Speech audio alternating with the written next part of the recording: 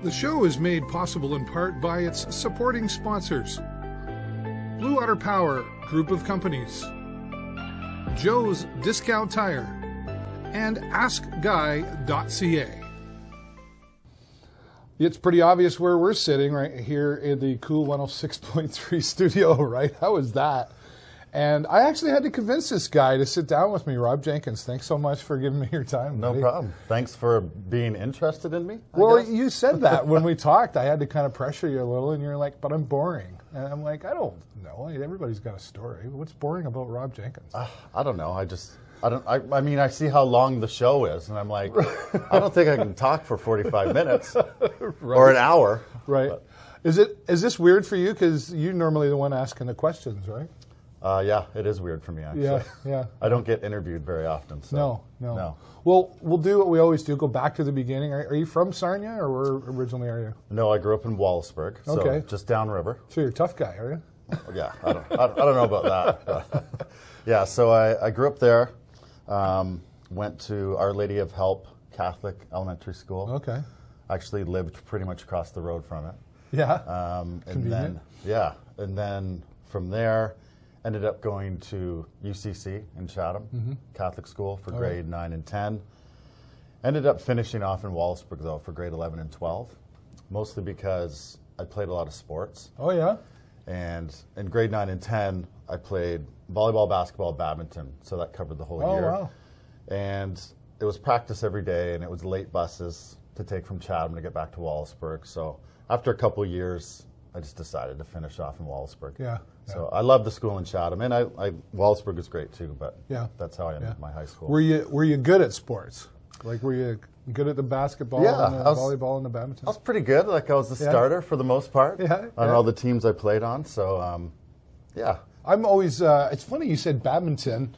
That's like the third time I've heard this in an interview, and I'm always proud of that because my father was actually the founding or co-founder of the Sarnia Badminton Club like 60 years ago. Oh, really? Along with Susan Kaya. Okay. And so when I hear badminton, because that's not that's the they had the name for the shuttlecocks and the whatever, right? And actually my dad was influential in helping it become an Olympic sport, actually. Oh. Yeah. So I had no idea. Yeah. Did you play doubles, singles, or mixed? Or I did a mix of both, but mostly I played. So through high school, from grade 9 to 12, I played men's doubles. Okay. I did play mostly singles though when I was in elementary school. Yeah. I like both. Right. It was fun. Do you know that a person does more running around in a singles game of badminton than a linebacker does in a whole football game? I bet. It's a workout. It's a lot. And it's quick, right? It's very quick movements. It's all in the wrist. Yeah. I ran into someone actually at the parade this past weekend. Okay. That I used to play badminton with, and he said, "Oh, we're still playing at Lambton College if you want to come out." So I got to get out there. Yeah, they used to. They had it there, and they had it at Huron Oaks, and they had it at Grace United Church, and it's actually, and it's not a summer sport. No, it's a winter sport. So sports was a big part of your life growing up, and why was that like something to keep you out of trouble, or was it just fulfilling, or like what was it about sports that you liked? I think it was just something to do when I was young, because growing up in smaller towns, there's not a ton of stuff to do. You find ways to amuse yourself, right? And I don't know, sports really caught on for me. I enjoyed playing sports. I liked the whole team aspect, so I really caught on with that. Cool. Yeah. You have brothers and sisters? I have 2 older sisters. Okay. One that's a year older, and the other one is 6 years older. You're not probably supposed to say that. Yeah. You just say older. I have an older sister. I'm trying to stretch this out. Right. Yeah. Okay. Very good. We got 45 minutes to go. And then, so like, close family. What was life like growing up with mom and dad? Yeah, it was great. They worked hard. My mother worked really hard. Yeah. What'd she do? She was a nurse. So she worked for over 30 years at the Libby Glass Factory. I was an industrial nurse. Okay. And then when that place closed, which was very unfortunate for the town of Wallaceburg, right, after 100 years, she ended up becoming a VON. Okay. So she did that for several years and then retired quite a while ago. She unfortunately passed away this past summer. Yeah, sorry to hear. Yeah. Yeah, so where was I going with that? Your mom was working, and then, yeah. What about your dad? Yeah, so my dad, he had several different jobs. He was a butcher by trade for a while, and then he worked for a long time at the water filtration plant in Wallaceburg as an operator. Right. And he basically retired there. Yeah. A long time ago. So did they put you all through school, or did you have to do that on your own, or what was that like? They helped as much as they could. Yeah. I mean, and then, the government helped me out mostly. Yeah, right. Yeah. Right. So, which I went to college, though, so, it wasn't as expensive. Mm-hmm. I went to Humber College for radio broadcasting for 3 years, and it was great. Loved the school. Yeah. Teachers were awesome. Nice. And then part of the program was at the end, you had to do a 1-month placement somewhere in the business. Okay. And then you would graduate. So at the time, I was living in Toronto, didn't really have a lot of money coming out of college. Right. So I thought... Who does in college? So I thought, my wife and I, who also works in radio, Sarah Woodley, we thought, why don't we see if we can get into Chatham or Sarnia radio and live at your parents for a month. My parents are still in Wallaceburg. Right. And then take it from there, see how it goes. So cool. We applied, Sarnia accepted us. We both worked at different stations. I was at CHOK. Oh, yeah. When they're on Front Street. Oh, wow. Yeah. So that's when I started in 97. Jeez, that's a while ago. Wayne Steele owned it then, and then he sold it to Blackburn. It was about 6 months after I was there that they sold it, and we moved where we are now. Okay. But yeah, so we did our co-op placement. It was great, and we both got hired out of it part-time. Yeah. And we worked part-time for quite a while, so we had to get other jobs at the same time. Do you mean there's not a ton of money in radio? Well, there can be. Right? There can be, but it's not about the money. Right. Right? Right. No, it's about the love of the job, and it's a fun job. For sure. To be in a fun You get to industry. do some cool stuff. Yeah. Like you're in a position of doing that. I don't want to get to some of that, but let's back up a little bit more. You talk about Sarah Woodley and you guys. How did you guys meet? So we actually didn't meet in radio. Oh. I met her through a mutual friend, right? Karen Murphy, who's from Sarnia. She went to high school in Sarnia. Right. And she was dating a friend of mine, John Hawkins, not the Johnny Hawkins that you know, a different one. Different one. Okay. I have two friends named John Hawkins. That's weird. So she was dating him, and he was going to visit her when she was going to U of T. So I went with him. And then Sarah Woodley was not the roommate of Karen, but they became friends and hung out a lot at university. And so I met her that way through her. Right. So then I would go up with John and visit all the time on weekends, and then we became a couple. Sorry, Sarah, I got to ask the question. So was it love at first sight? Yes. Yes, it was. Yes, it was. Good She'll answer. tell you the same thing. Yeah, right. Yeah. Her story is I was sitting in a living room of Karen's place, townhouse that she lived in. Oh, okay. And she came in, looked at me, said hi, went upstairs and saw Karen and said, "Who was that? I love him." She'll tell you that story. Really? That's nice. Yeah. That's awesome. Did you have hair then? No. Have you always done the bald thing? I always have it. I'm bald because I have something called ectodermal dysplasia. Oh, so you're not going to slap me in the face now because I No, brought this up, right? No, yeah. So I can't. I can grow hair, but it's a longer process, and it's thin. Oh, really? Yeah, it's more fluffy looking. So it would. Okay. I never knew that. I would say that if I let it grow out, I would liken it to like when a dandelion's dead, the fluff of it. That's what I'd look like. Have you ever done it? No. I did it for a little bit, and then I thought, no, this looks too It'd weird. be good for Halloween or something, maybe, right? Yeah. Interesting. So right? I just shave it all the time. Yeah, yeah. So there, you said, like, well, I'm boring. Well, there's something that people didn't know. I guess you don't walk up to somebody and go, "Hi, my name's Rob, and I have..." Ectodermal dysplasia, yeah. I'm sorry, what? I don't know what that means. Say that 5 times fast, Yeah. right? Yeah. Interesting. So, okay, you met Sarah, and then you got down to Sarnia, and you've pretty much been here ever since. Yeah, and like prior to that, we moved in together in Toronto. We weren't going to school yet. Okay. When we both decided we need to figure out something to do with our life. Because she was going to U of T for theater, and then realized it wasn't for her. And then we both applied to Humber, and somehow we both got in, because back then a lot of people were applying to radio. Yeah. I think it was somewhere around 3,800 people. It was WKRP's fault. Yeah, for 70 positions, and we got in, and so then we came back here. And we've been here. This is my 26th year now. Yeah. A lot's changed in radio over that 26 years. In fact, I remember, I think we were at Revelry and we had a conversation, and you were like, we used to have like magazines and stuff, like before the internet. Yeah. Sometimes we might even had to make stuff up to do the interview.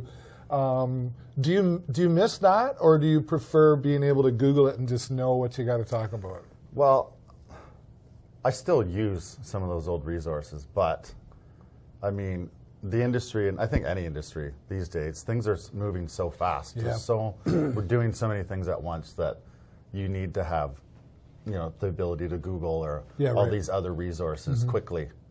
But yeah, we used to look at magazines, and you'd pay attention when you're out in the community and think of things that you're going to talk about or bring into the show. Yeah.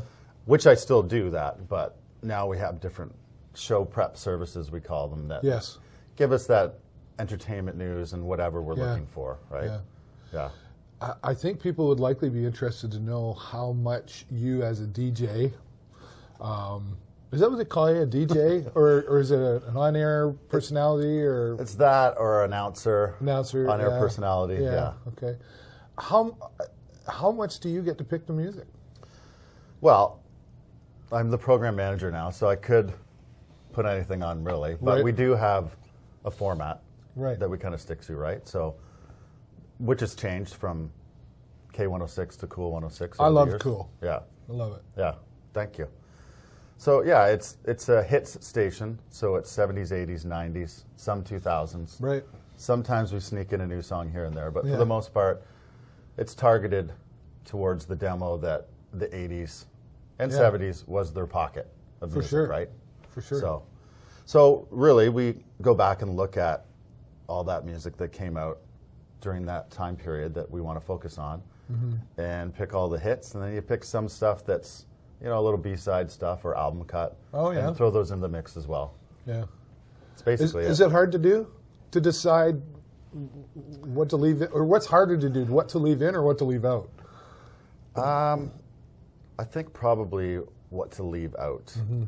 But I grew up with this format. Growing up in Wallaceburg, obviously we had Detroit radio. Right. So, I'd listen to whatever riff and wheels.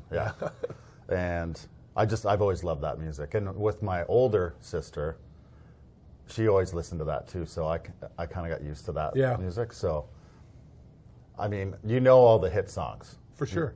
It's just finding those other songs to fill out the rest of the playlist, right? I like when I listen to Cool 106.3 and I go to sleep with Cool 106 and I wake up to Cool 106. We have our Alexa beside the bed. That's how we... And I like when I hear a song and I go, oh, man, I forgot about that song. That's a great tune, and I haven't heard that in forever. And it takes me back, like I'm 54, so I was in high school in the 80s. So 70s, 80s, my sister was older, so she was playing the Alice Cooper back in the 70s. And all that. So music's a real memory lane for people, right? Oh, of course. Do you put the thought into that? Is that part of the process? Yeah, you do. I mean, you try and think of when you have that demographic, whatever one you're looking for, you try and get into the mind of where they were during that time. And really, I think the most memorable time for a lot of people was probably in high school. For sure. Or that time just before high school. So you kind of look back at those years and, find that nostalgia and those songs that were kind of the best songs in those years. Like I want Iron Maiden. And I want, and then I'm classic rock, like Seeger for sure, and then, like the Guess Who and all of that. So what's changed in radio has also changed in the style of music, and I know this isn't necessarily, this was more of maybe a K106.3 thing, but like I always say the 70s and the 80s were the best. Maybe that's just because I was there. Yeah. But the 90s, I felt, You didn't like the 90s? It was okay. Yeah. It was okay. Like, I guess like Moist and Soundgarden and Blur and stuff like that. Maybe that was 90s. Yeah, Pearl Jam, Alice in Chains. Pearl Jam for sure. Alice in Chains. Yeah, it was just really different, I guess. It was very different from the 80s, right? Yeah. Like it was almost like a complete shift to the left. from where we were. Was that difficult to adapt to? I don't think so. I mean, I like the 90s too. I probably grew up more at the 90s than the 80s. Okay. How old are you, Rob? I'll be 50 next year. Okay, all right. So, I mean, I love it all though. I love the 70s, 80s, 90s. I like new music. I like all different kinds of formats. So, it's harder for me, but I don't think it was that hard to mix in 90s, 70s, 80s, and that sort of stuff. Because it's got to help if you're playing the music. Like, if you ever play the music and you're like, oh, I don't want to play that song. I hate that song. Or I don't even like this style. Yeah, that happens. I mean, so are you at a country station? Especially Sorry, when you've played a song so many times and you're like, okay, I'm done with this song, but we hear it more than the average person hears it, right? Sure. Well, that's because you're there. Yeah. Yeah. I think the hardest thing though is if you're playing new music and you're playing a lot of old music, is finding the right new music to mix with the older stuff. You know what I mean? Yeah. Right. Because some of it's a little out there, and yeah. Not that it has to necessarily always fit your format, but you try to make it work that way as best you can. Yeah. Yeah. I mean, pop music is different now, say, than what pop was maybe considered in the 80s, right? You know, if we listen to the Fox FM, we're listening to totally different pop styles. Yeah. I mean, you just kind of said it too, like music can be really out there. Is that, what am I trying to ask you? The entertainment world has changed so much as far as, like, I remember going back to, what's her name? Miley Cyrus. You know, she was this... Hannah Montana? Right? She was this pure, right, young girl, and then she just came out immediately one day, and we all went, whoa. Yeah. Right? Do you ever get really shocked by some of that stuff, or you just go, oh, well, they're just trying to get themselves out there? Yeah, for sure. But I don't know, I guess that's just part of them growing up, becoming that little kid, and then finding themselves, and bam, yeah, Miley's a good example of that. Right. I don't know who else would be a good example of that I can think of off the top of my head. Yeah. Well, even like, Taylor Swift. I mean, she had a different, even Madonna at one point, she was always kind of out there, but then there was some really extreme stuff happening there. Oh, yeah. At near the end of it kind of thing. Or yeah. I say the end of it, like she chose to end, I guess, whatever. Yeah. But, are you in the music business, or are you in the advertising business? Well, it's both. Yeah. Yeah. I mean, we're in the business of entertainment, I would say. Yeah. Right? You try and find a balance in your shows of being funny, finding things that you think are interesting to people, having a good balance of local, good news on that, talks about the community so people know what's going on. It's all of that mixed in with finding the right music for your format as well. But you got to pay the bills. People got to get paid. Things we wouldn't. SoCan's got to have their piece of the pie. Yeah, we wouldn't have a radio station or any radio stations if it wasn't for our advertisers. Yeah. Right. Yeah. Yeah, we need them. How did the internet change radio, at least here locally in Blackburn? I don't know. I mean, people can stream other radio stations, but they can also stream our station. I think things more now that are more, if we're talking about things that are up against radio, it'd be more like the Spotify and Apple Music and stuff like that, where people can, pick whatever music they want and create their own playlists and stuff. Yeah. But I think the good thing about that is sometimes people are lazy and they don't want to do that. They just want to turn it on. They want other people to do it for them. I ask Alexa to just turn it on.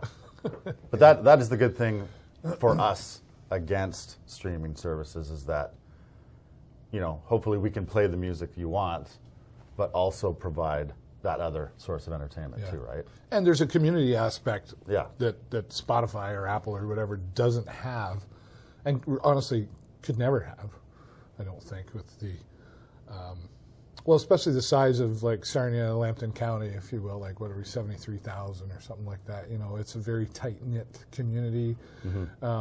Everybody seems to come together in time of need, no matter who's involved, whether we like each other or not. I always say we just know how to come together and say, that person, that organization needs our help. Sarnia is great for that. I know, it really right? is. Yeah. Yeah. Have you always, has that always been the experience that you've had with Sarnia since you've been here? I think so, yeah. This community has been, it's funny because when we first came here, the idea was come do the co-op and then start to look for a job. Right.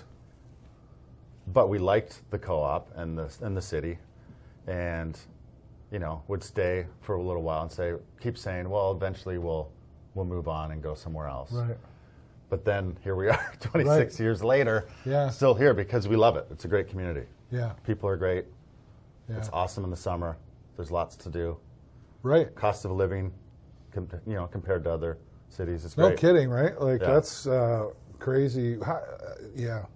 Well, it's good that because I'm sure, like you and Sarah, and then when you decide to get married, and that's a conversation that you have, like, is this where we want to plant our feet? Is this where we want to raise a family and that sort of stuff? So then, moving forward, you have 2 children? Yes, I have a son, Turner, Yeah. and a daughter, Daisy. How old are they? Turner's 19. That's crazy. And he's off at Fanshawe right now. So he's taking a commercial aviation program. Nice. So after his 3 years, he'll be able to get his commercial pilot's license eventually. So Right. he's loving it. He said the school's great. His instructor's awesome. So That's cool. So it's good. Daisy is in grade 12, goes to Northern. Yep. And we're going through the process right now of looking at universities. So we toured a couple of them, went to Guelph, Yeah. went to Queens and Kingston, which was amazing. I've never been to Kingston before. I don't know Oh, why. last year was the first time I'd ever been. Yeah. It's beautiful. I tried to get tickets for the final Tragically Hip show Yeah. in Kingston. That would have been my first trip there, but I didn't get them. But it's a beautiful downtown. It's gorgeous. The water everywhere, too. Yeah. Right? And then she toured Mac on her own or with some friends, Okay. McMaster. And so now we're just going through the process of looking at the applications and sending them off and see what happens. And That time flew by fast. Well, 16 and 19, I want to say, like, I've known you, well, I've been doing the show 12 years, and I've known you a little bit longer than that, like probably close to maybe 14 or 15 years. Yeah. So I remember when they were wee, and a couple times even in here running around maybe, and and now, and then I think Sarah probably posted something on Facebook, and I see Turner 19, I'm like, that's surreal to me. Yeah. It's got to be, how is that for you? It is. Is it a wake-up call, Dad? Yeah, and he's bigger than me. He's like 6'2". He can take you now, eh? Yeah. Oh, yeah, he can probably take me. Yeah, it is surreal. I do remember them being in here when they were little kids. I actually recorded them when they were quite little. I'd say 5 and 3 maybe, singing Christmas songs. Oh, nice. And we recorded them in here, and then I put them on like CDs for my family. Oh, yeah. Cool, and cute. Sarah's family. And it was a tradition every year we'd listen to them when we were setting up the Christmas tree. So we still do that. And they probably sit in the corner and go, really? Do we have to do this? No, they kind of like it. Do they? Yeah, they like it. Yeah. Yeah. And Daisy, she's quite the swimmer, I hear, right? She does swim with the Sarnia Rapids Swim Club. She does swim a lot. She's very dedicated. She gets up every morning early, swims 5 days a week, and often in the afternoon as well. Wow. But she's been doing that for 8-9 years or so. Yeah. Yeah. Does she have some aspirations for that? At one point, I think she probably did, but to be honest, I think when COVID hit, it changed a lot of things for a lot of athletes, I think, too, right? Right. Because, I mean, really, for a long time, the only option was if you were really dedicated, you had to swim in the lake. I suppose, Or if someone knew had a pool that you could go to all the time, with things being closed. And I think it just changed the mindset. And for a while, she thought of maybe trying to get a scholarship somewhere with swimming. Okay. And that's still a possibility, but I think her focus is more on school. Yeah. And when she goes somewhere, she probably won't swim, at least not at the level she's swimming now. Right. She'll swim more for fun or recreation. So what's she looking to take at school? Something in health sciences, which I know is very broad. But yeah, it is. But it can go in a lot of directions, too. Yeah, it's huge. So that's the thought right now, the plan.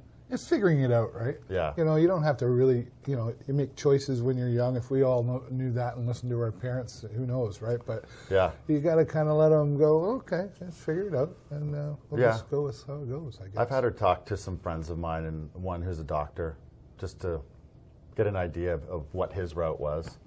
And he said that it's great that she doesn't know what she wants to do, actually, because, you know, the first couple of years, even 3 years, you might not know what you want to do. But then eventually it just clicks, and then you just filter off and go and do it. Yeah.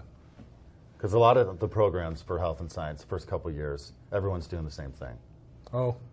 And then you just decide what's that little pocket you want to go down, and then that's what you do for the most part. Yeah. Because there can be a lot of pressure on a young person. I think even, I don't know if it's more now or if it's the same, but it looks different, to make a decision. What are you going to do with your life? You know, like I always think of Twisted Sister. Right? What are you going to do with your life? It's like, I don't know. I'm going to go out and just keep myself busy at least. Yeah, I know. And from there, hopefully discover some things about myself that I didn't know. I had no idea. I mean, when I finished high school, graduated, I took a year and a half or more off. I worked actually at the glass factory in Wallaceburg and just banked a bunch of money. Right. And then eventually moved to Toronto and then decided to get into radio, but I had no idea what I was going to do. And when I think about it, Daisy, next year when she goes to university, will only be 17. So it's still, they're still young. That's young, 17 to go to university. Yeah. Wow. What's the plans now that, or actually I want to go back to, you mentioned COVID. You know, I always say the longest 2 weeks of our life because it was supposed to be, but and never, I mean, aside from family, like my kids were grown through it, so I was glad I didn't have young kids. Yeah. That could have been difficult, but how was that? It was interesting. I think I feel bad the most for the students that missed out on a lot. Mm-hmm. Like, you know, athletes that missed out on all the sports, you name it. There's all those things that you're supposed to experience and enjoy in high school that were missed, right? Yeah, the social, the heartbreaks, everything, yeah. Daisy's first year was online because of COVID. So that's a whole thing you miss out on. Totally. But then at home, too, it was, I have to give a big kudos to Brian Hines here, our engineer, who quickly had to figure out how all of us were going to be broadcasting from our homes and all the other people that work here, how they were going to work from home. Mm-hmm. So he worked his butt off. And, I mean, we did morning and afternoon radio from our dining room table every day. So yeah, because you were here and Sarah's on the Fox, right? Yeah. So you guys kind of had to really coordinate, I'm sure. Yeah. So yeah, it was 12 hours a day. Live radio was on in our dining room for like a year. Yeah. Yeah. So it was interesting. I would say it was fun at first because it was different. Right. But then after a while, it just became, I just wanted to get back in here. Yeah. You know. Very inconvenient. And make things a little bit more normal too. Yeah. Are we back to normal? Probably not, but I feel like here, for the most part, we are. Yeah. We still have some people that work from home. That's the other thing that COVID did for a lot of business too, right? We realized that people could work more from home. Mm-hmm. They didn't always need to be in here. So, right. And there's a lot of people that enjoy that better, that continue to do it. Yeah, so, as long as you get the job done. Yeah. You don't have a boss looking around, or it could be less stressful, maybe. Yeah. And maybe at times convenient for people who have young children. Like I can take my break or my lunch whenever, and I can go help somebody. Yeah, that's. But that was. I like that you brought Brian up because I remember that, and so many people had to figure it out. I was teaching at the college, and there were people at the college still didn't know how to use their email. Oh, geez. And still all of a sudden, we're in Microsoft Teams, and I did my thing on a YouTube channel, and it was just, it was nuts. Did you discover anything about people you knew, whether they were friends, family, acquaintances, that you were shocked by because of COVID? I don't think so. I think maybe for the most part just shocked by some comments from people on social media about certain things and about COVID and whether or not you believed in getting shots and all that stuff. Just I think some of the banter that went on involving that, you know. A lot of keyboard cowboys. Yeah. Yeah, that's probably it for the most part, really. Yeah. Did it make you and Sarah and the kids realize some things about yourself, or did it slow you down just a little bit? Yeah, I would say it slowed us down. We certainly spent more time together, which was nice, right? Yeah. So that was a great thing about it. But yeah. Because radio can be inconvenient, right? I mean, when I say that, it's like sometimes you got to be at Borderfest or Revelry, and it's the weekend thing, and a lot of times you're doing remotes, and it's a Saturday or a Sunday afternoon. Yeah. Where would you rather be, right? We don't get around as much as you these days. Oh, yeah. Okay. But yeah, there's always those extra things, right? Where, you're at events and you're asked to MC the event or whatever. Yeah, and then there's always the weekend live remote stuff. So yeah, it is busy and it can be hard to juggle things once in a while. So those things definitely were put on pause during COVID. So it did allow you to have more time to do more things. Are the kids pretty understanding to mom and dad's life as far as the busy and inconvenient weekend things? I guess they probably grew up with it, right? Yeah, I think it just became what they knew, and we were always around for them too, right? So it's usually, I would say Sarah does a lot more stuff in the community than I do, and live show stuff. I mean, I do as much as I can, but she's probably requested more than me. Well, I get that. She's not boring. No, I know. I told you. So yeah, I mean, a lot of times I would be home and she'd be off working, so I would take care of getting Turner to his hockey and making sure his skates are tightened properly when he was little and all that stuff. Yeah. The aspect of community is well, say I know it's important to Sarah and you, and it looks different for both of you, but you do a lot of behind the scenes stuff though, like you have some community organizations that you sit on boards with or support as well? Yeah, I'm not on the Blue Water Health Foundation board right now because I served my term already. Oh yeah, so they got to kick you off and then you come back later. You can come back. Yeah, but yeah, I was with them for I think 6 years. Oh wow, okay. And I was the board chair, actually the board chair during COVID, which was interesting. Wow. So it was all Zoom meetings. Yeah, right. But yeah, I'll end up going back on, I think, the middle of next year. I can go back. Why that organization? I mean, the hospital is so important to the community, right? There's so many people use it. It's kind of a driving force here in our community. So, and I have friends that work there, and it seemed to work. Yeah. And it's nice to see, you meet a lot of people definitely in the community through the hospital. For sure. And a lot of very generous people that donate to a lot of different parts of the hospital. A lot of anonymous, big number checks come through there, and that's I think. Well, actually, I'll ask you. Do you think the Sarnia Hospital gets a little bit of a what's the word I'm looking for? Like sometimes you always hear like, oh, go to London, go to London, go to London. Like, do you think the Sarnia Hospital gets ripped off a little bit? Oh yeah, for sure they do. I mean, I can understand people saying go to London. Look at the hospitals they have there, and it's 45 minutes away from us. Like they're state of the art. But we do have a great hospital here and a great staff. Yeah, so I agree.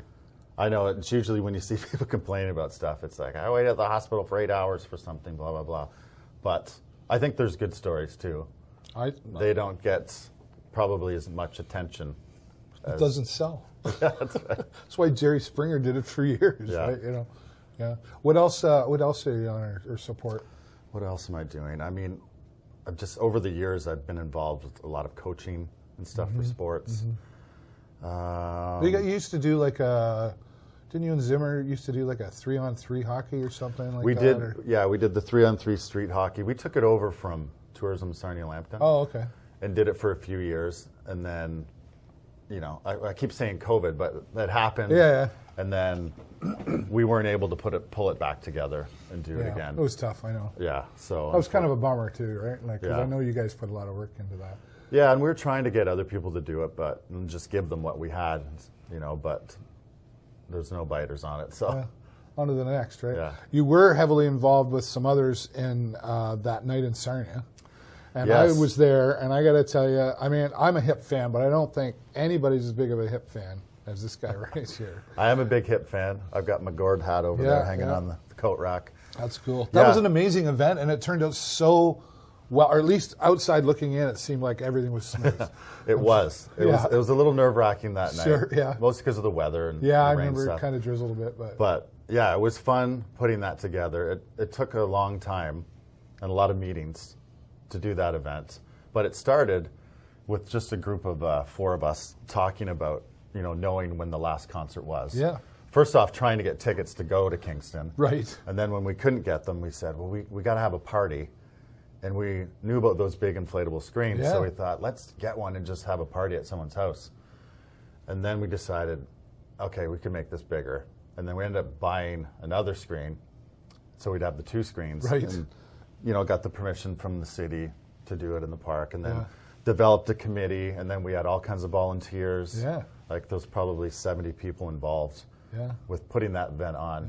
Yeah. And And then the vendors were there, and, Yeah. and food, and of course the beverage garden. And and were you happy with did you consider that successful event? It was. The only thing when I look back at it, I think, we should have made the drinking area bigger. Oh yeah, okay. Well, The thing is, you never know how many people are going to come out to It's a free Sarnia. event, right? yeah, that's true. We thought maybe a couple thousand, but there was closer to, Pardon me. I think there was closer to 10,000 people. I would they said say. were there. So, yeah, it was way more than we expected. We ended up raising. I think you guys were kind of planning on 5, if I remember a number. We thought if there were 5, that would be huge. Yeah. So it was much bigger than we expected. And we ended up raising around $30,000. Yeah. Well, where did that go? So half of it went to the hospital here. And then we took 15 grand down to Sunnybrook in Toronto. And it went to like the Gord Downey Foundation there. Makes total sense. We just presented a check to them, and then we went out to dinner after that and had fun and celebrated and came home the next day. Yeah, good for you. Good for you. That's good. And that's like I say, I that's probably one of those festivals that I was at. I'll always remember it. I was there, and I remember the vibe. The vibe was positive. It didn't seem like anybody was getting angry or anything. Everything was well controlled. Did you have to get permission from like copyright type stuff or SOCAN or the HIP or to be able to play that? I believe we did. I wasn't involved with that part of it, but Would I think make we sense. did. And we also had, I can't remember the name of the company that shot the documentary.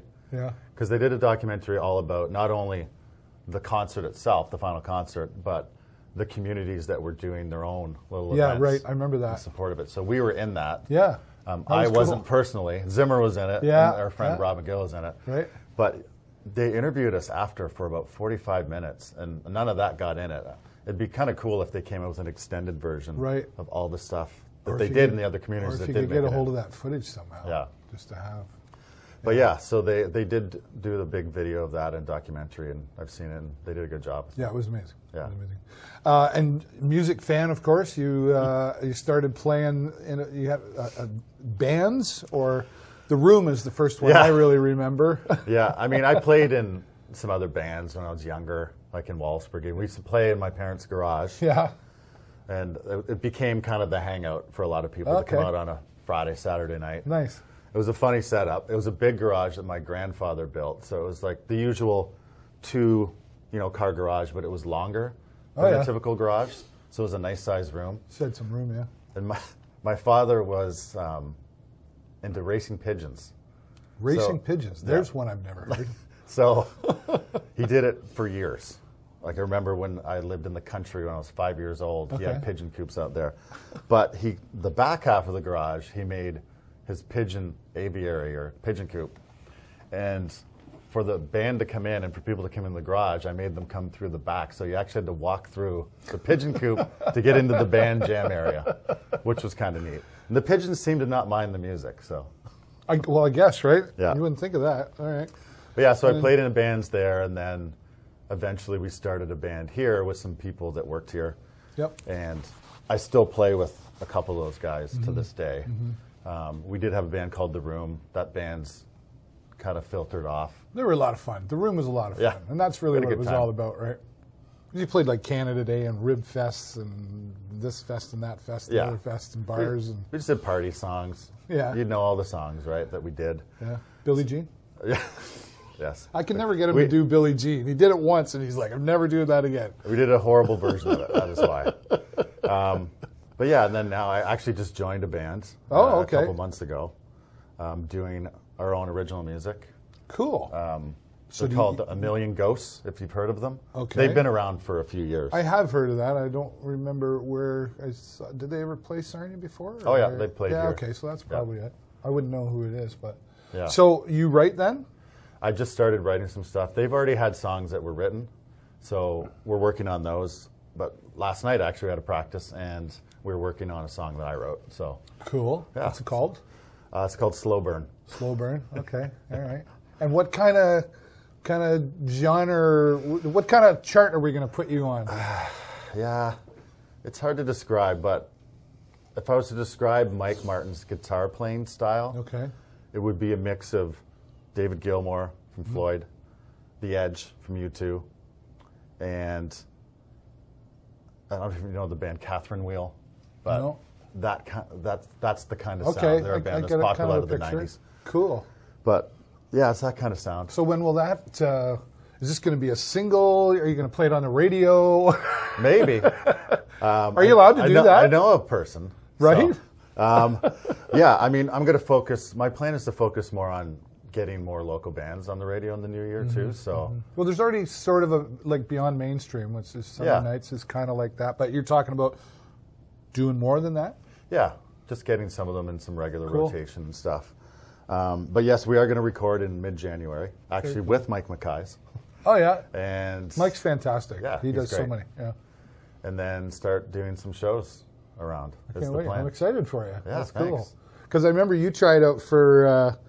It's terrible. Stone Temple Stone Pilots. Temple Pilots, right? Yeah. That was fun, actually. And that was sad when he passed. And I remember meeting him here. You had him in the studio, and yeah, it was about a month before. yeah, and it wasn't. I was going to say it wasn't that long after that he passed. That was sad. But you tried out for Stone Temple, and did you get anywhere, or did they just say nope? They don't. They didn't respond. get back to you. They only get back to you if you're in the running, Right. I guess. But there was, I think, around 40,000 people Do you think that right? applied. Yeah. But I sent in 2 songs. I recorded them with Mike Mackay's. Oh, okay. Just because I said I don't have the means to make this sound, as good as Professional. it needs to. Yeah. So we did it, and it was great. And that's it. I didn't hear back from anyone. Well, they don't know what they're missing there, Yeah. right? Actually, the guy they hired is from Detroit. Okay. Jeff Goot is his name. He's doing a good job. Are you with him. happy with his choice? Yeah. Okay. Yeah, we went and saw him live. I forget who they were playing with, but it was at Freedom Hill Amphitheater. Yeah. They were good. What's the last concert you went to? Do you remember? Yeah, it wasn't that long ago. Well, Bob Noxious. Oh, and I On was Friday. so bummed. I know. I haven't seen Bob in years, and I was really bummed I couldn't go. It was a great show. It was awesome. With, Yeah. like, we opened up for him.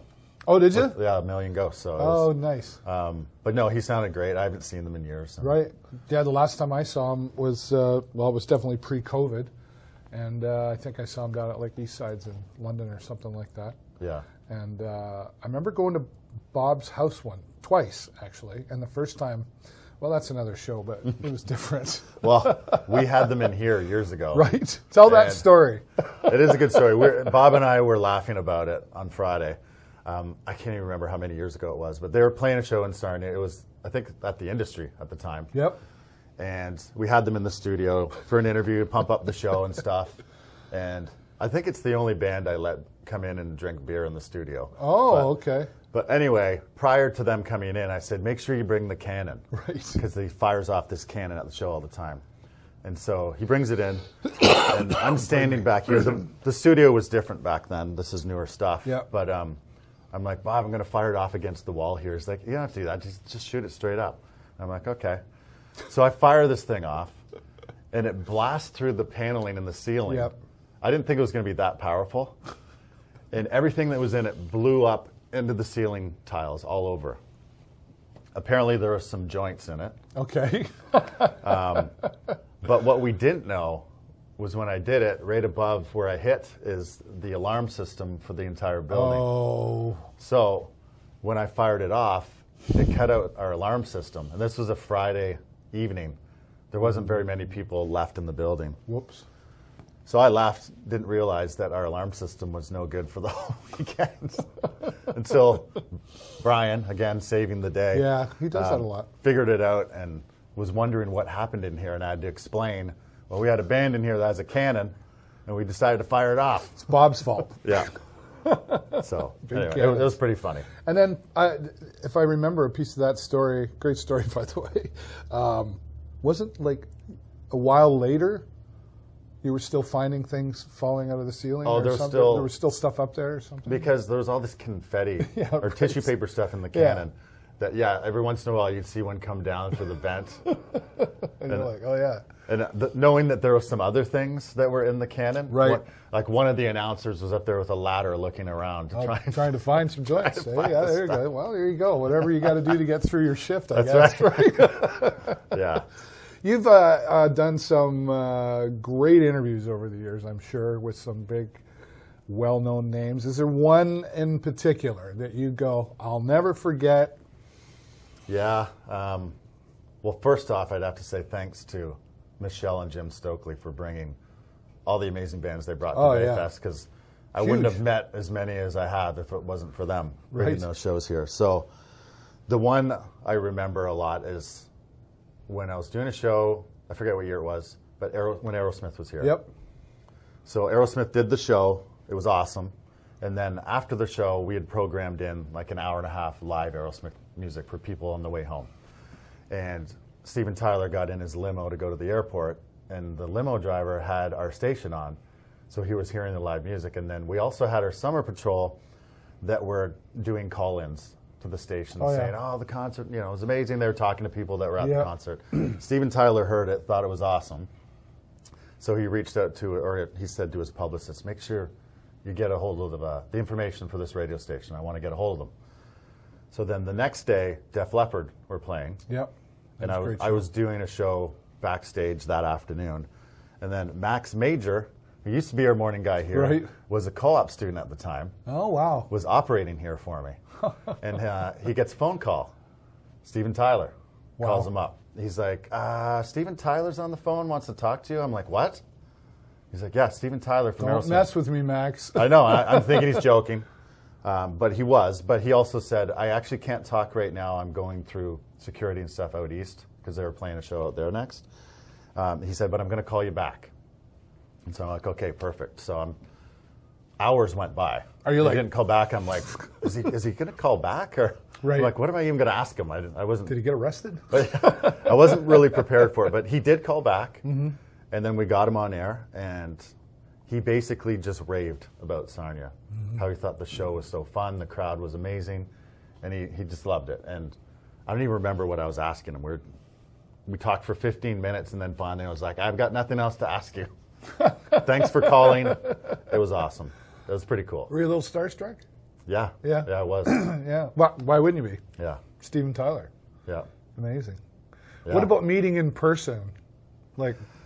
Yeah, I would say a lot of the bigger bands that you meet, you don't get time with them, right? No, it's pretty expedited, right? It's like a picture. How you doing? Thanks. Bye. One quick thing, and that's it. Like it was like that with, Kiss and Rush, and oh, for sure. With the Tragically Hip, I've met several times all the band members and chatted with them, except I've never met Gord Downie. Oh, wow. Unfortunately, and I would say a lot of Canadian bands, they certainly have more time for you. Yeah. Right? And I don't know, it's just different. But yeah, I mean, it's just cool to meet bands, right? Yeah. Even if you don't get to talk to them for that long. It's kind of like, that was kind of neat. They're kind of a cool person. They've done cool things. Yeah. They've made it big. And yeah.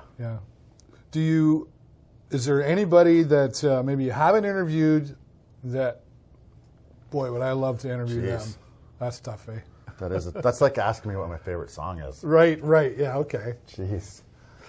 I don't know who I'd want to interview. Probably someone like strange, like Perry Farrell or something. Oh, wow. Yeah, okay. from Jane's Addiction. Yeah. Yeah. Cool. There's others, but I just can't think of them off the top of my head for sure. Well, I mean, yeah, like you say, it's like asking what's your favorite song. Take a pick, right? Yeah. So 26 years here now, and married, and kids, and good career, positive community living. Yeah. You're involved in a lot. So what's next for Rob Jenkins? I'm going to retire. Are you? No. Are you? Next week? I'm not. I'm not at that stage. You got to put yet. kids through school, and yeah. Yeah, we're at the interesting years for that, the expensive school years. I don't know. I think I don't have aspirations to leave Sarnia. I like doing what I'm doing here. I'm, managing a couple radio stations, being on the radio. Yeah. Know a lot of people in Sarnia now. Yeah. Probably just continue to do what I'm doing and hopefully be able to do it for a long enough time that I can retire. Yeah, right? Yeah. Any projects though? Like you're like, I want to do a fundraiser for that, or anything that? No, I've got nothing right now off the top of my head. Somebody will come and knock on your door and Yeah. say, we want to do this. Yeah. Yeah. And back to the Blue Water Health Foundation likely in the future. Yeah, I'll go back to that for sure. Yeah. Yeah. How does somebody get into radio now? Well, I mean, there's still radio programs out there. Obviously, that's not the only route to get into radio. You still hand in like a demo tape?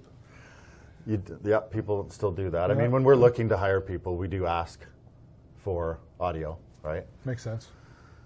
Experience is nice as well because there is something to just, to talking on the radio. It's not just throwing a song on here and there and that. There's a lot of things that are going on behind the scenes. Yep. But we've had people that worked here that had no radio experience. We had Allie, who did the morning show for a long time. She did a good job.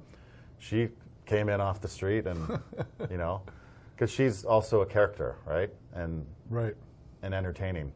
So if she didn't have the experience, then what made you guys decide to hire her? Because I think we're trying something different, and it was a morning show position, like a co-host. It would have been a lot different if we hired someone like that to do their own show, because all of this other stuff can be really intimidating, right? Yep. When you just have to come in and sit on the other side and talk, be a person on the show, it's way different. But yeah, I mean, there's still great radio programs out there. I know Fanshaw's fantastic, Humber is great, and you can go through that route. I think it's the same. I think it's still a 2-year program. Oh, okay. I don't think there's as many people getting into radio as much. Well, not likely because it's changed so much with live streaming and streaming online, Spotify, all that stuff. And but I might even still have the email. I should have looked it up. Sarah sent out an email years ago, like pre-COVID, about how radio will always have its place in the world. Like it will never go away. It might change the way it looks a little. Yeah. But do you agree with that statement, that radio's always going to be here? I think it will. I think it's important that it sticks around, especially for smaller communities like us. It's just important to always have access to that local information that's going on, or if we have a major emergency that we can provide whatever information is given to us as best we can to people. But yeah, we are very community radio. Yeah. So I think as long as that's your brand or that's your thought process moving forward, you should be successful, I would think. And I know radio gets your door knocked on a lot. Can you do this for me? Can you do that for me? And obviously you can't do everything. You've probably got to have a criteria for what you're willing to do. But when you listen to the news here, like when you listen to Josh Boyce or Stephanie Shabs, there's always something community happening. It's the sports is NHL maybe, but it's always the Stings in there, and it's just every news cast has some community in there. Yeah, that's because that's what we want. We want locals first and foremost. Yep. In all of our branches. With Blackburn, right? Not just Sarnia, but London, Windsor, Wingham, Leamington, Chatham. Yeah. Holidays coming up. What's any plans to go away or just stay close to home and keep the kids home, or what's happening there? Yeah, we'll mostly be home. We'll go up and visit Sarah's mother for a couple days, and then we'll see her other sisters who live in that area of Orangeville. Okay. And all the kids for a couple days there, and then just be back home mostly. Yeah. Do me a favor and give Sarah a heads up. Okay. She's next. I want to interview her, and I want to see if she tells the same story.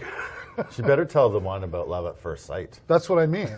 That's what I mean. She better tell it that way, right? So. Yeah. Well, you didn't think we could get through an hour, but. It's been an hour? It's been pretty close. Wow. Yeah. So you're not that boring of a guy after all, Rob. Well, let people decide that. They can still think I'm boring, but I'm excited. I think views are going to be up because we were talking to Rob Jenkins. So thanks so much for that. And I got to say, like we've worked together a little bit over the years. I'm not on the air. I was behind the scenes a little, but I learned a lot from you. And one of the things I was grateful for you was your patience. Oh yeah. Well, this whole board thing, like I remember. Like you said, that can be intimidating. And I remember the first time being an operator, and I think you were at Lambton College doing a broadcast, and I totally screwed up. I didn't stop it in time, and you're like, what was that? That was a shit show. And I'm like, oh my God. But you just kind of let it go. And I'm observing you through the years and dealing from afar, seeing you deal, but you're a patient guy. Yeah, I think I am. I mean, I get it too, because I had to learn all this. Right. Right? And the equipment back then was way different. Yeah. When I came out of college and came to CHOK first, and even when CKTY was here, oh my God. Country 1110. Mark Cartland. Yeah, he was a great guy. We still had the odd record that we played. Really? And our commercials were played on, we call them carts, but they look like 8 tracks. Yep. And then we also had reel-to-reel tape. So whenever we recorded calls for all request shows or whatever, you recorded it on tape, and when you need to make an edit, you had to cut it with a razor blade. Wow. So you had to find the spot, you'd scrub it, find the spot, cut it, tape it, cue it back up, and make sure you made the cut properly. I was going to say, don't screw up. And then play it back on air. Now, it's all digital. Right. It's all Adobe, whatever. Yeah. It's a quick drag, cut, boom, done. Yeah.